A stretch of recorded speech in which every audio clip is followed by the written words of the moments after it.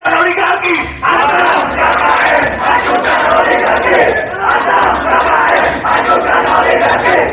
21 Mei demo besar-besaran. Dikabarkan bakal ada pemakzulan presiden. Ini jawaban DPR. Ada Presiden RI Joko Widodo untuk mundur dari jabatannya jika tidak mampu menyelesaikan tuntutan kita. Apakah selama rezim Joko Widodo ini kalian merasakan keadilan?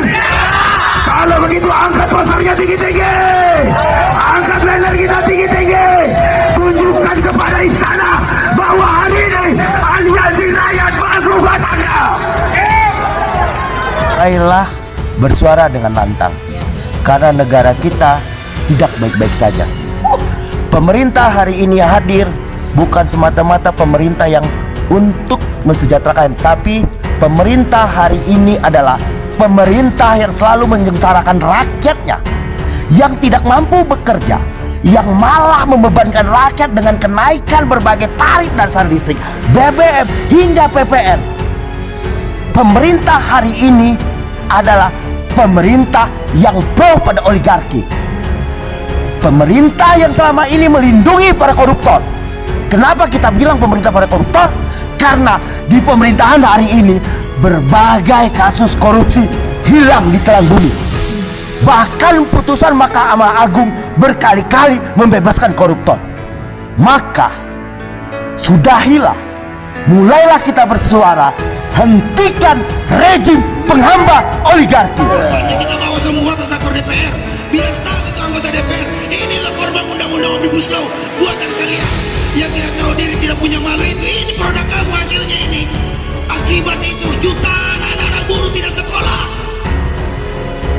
jutaan anak buruh tidak bisa makan dan hidup yang layak. Sehingga hari ini kita saksikan kawan-kawan kita, banyak kawan-kawan kita hari ini mungkin bisa pulang kampung sebagian masih di depan-depan pabrik memperjuangkan THR yang belum dibayar oleh pengusaha akibat daripada kebijakan undang Omnibus Law yang selalu memudahkan pengusaha untuk tidak melaksanakan kewajibannya.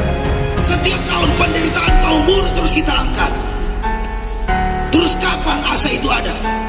Saya berharap buruh bisa berkuasa di negeri ini. Saatnya kita bangkit, turun, dan lawan oligarki. Anggota Komisi 7 DPR RI Bambang Patijaya angkat suara terkait rencana demo besar-besaran pada 21 Mei 2022 mendatang. Kabarnya akan ada pemakzulan Presiden Joko Widodo atau Jokowi saat demo 21 Mei tersebut. Bambang menegaskan bahwa tidak ada pemakzulan Presiden Jokowi. Tidak ada urgensinya para demonstran mengajukan pemakzulan Presiden, kata Bambang saat dihubungi Rabu 11 Mei 2022. Kendati demikian, politisi Partai Golkar itu tidak mempermasalahkan akan melakukan demo pada 21 Mei. Menurutnya hal tersebut merupakan hak setiap warga negara yang diatur di dalam undang-undang. Namun tuntutan yang disampaikan saat demo harus jelas dan tepat yang memiliki urgensi kepada masyarakat banyak. Isu dan ide-ide yang disampaikan dalam demo sebaiknya yang tepat kemudian punya pula urgensinya, pungkasnya. Sebelumnya, adanya isu pemakzulan itu digaungkan saat aksi unjuk rasa di depan gedung DPR MPR beberapa waktu lalu. Dalam aksi itu sempat beredar spanduk yang terbentang mendesak Jokowi mundur dari jabatan presiden. Selain itu, spanduk tersebut juga bertuliskan mosi tidak percaya terhadap DPR dan pemerintah Jokowi Ma'ruf. Mereka mengatakan akan kembali menggelar demo pada 21 Mei 2022 bertepatan dengan momentum reformasi. Demo 21 Mei tuntut Jokowi mundur. Politikus Golkar. Tak ada pelanggaran konstitusi yang dilakukan Jokowi.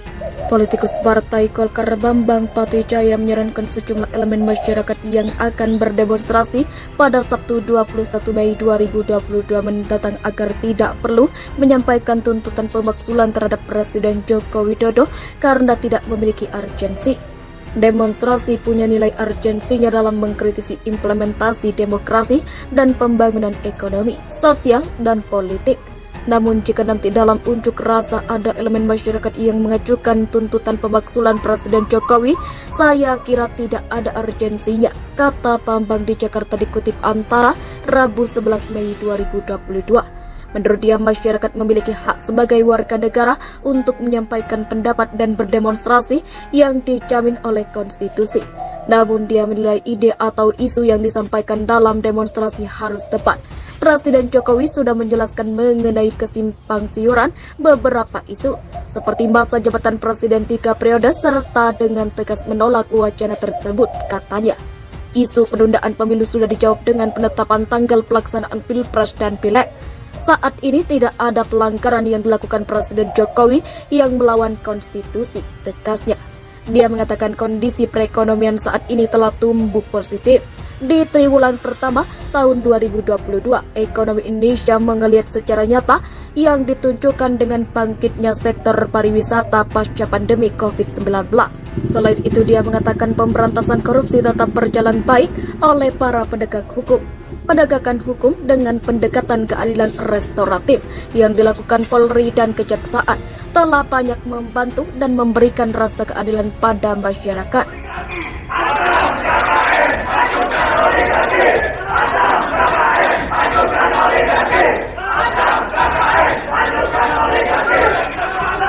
Ada Presiden RI Joko Widodo untuk mundur dari jabatannya jika tidak mampu menyelesaikan tuntutan kita. Apakah selama rezim Joko Widodo ini kalian merasakan keadilan? Kalau begitu angkat posternya tinggi-tinggi, angkat banner kita tinggi-tinggi, tunjukkan kepada istana bahwa hari ini aliansi rakyat masuk batangnya.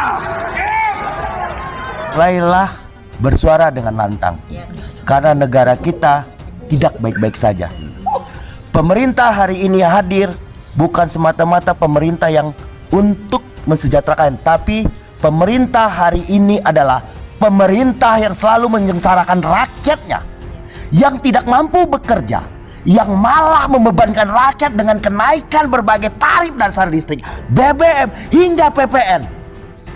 Pemerintah hari ini adalah pemerintah yang pro pada oligarki.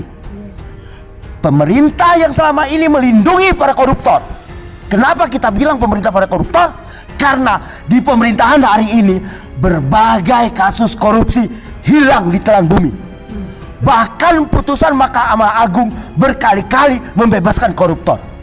Maka sudahilah, mulailah kita bersuara, hentikan rejim penghamba oligarki. Kita bawa semua ke kantor DPR, biar tahu itu anggota DPR. Inilah korban undang-undang Omnibus Law buatan kalian yang tidak tahu diri, tidak punya malu itu. Ini produk kamu hasilnya ini. Akibat itu jutaan anak-anak buruh tidak sekolah, jutaan anak buruh tidak bisa makan dan hidup yang layak.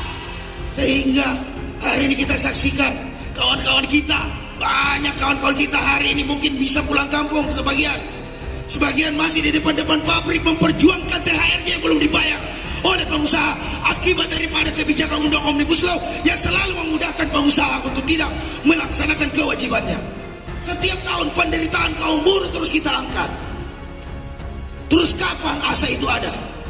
Saya berharap buruh bisa berkuasa di negeri ini. Saatnya kita bangkit, turun, dan lawan oligarki.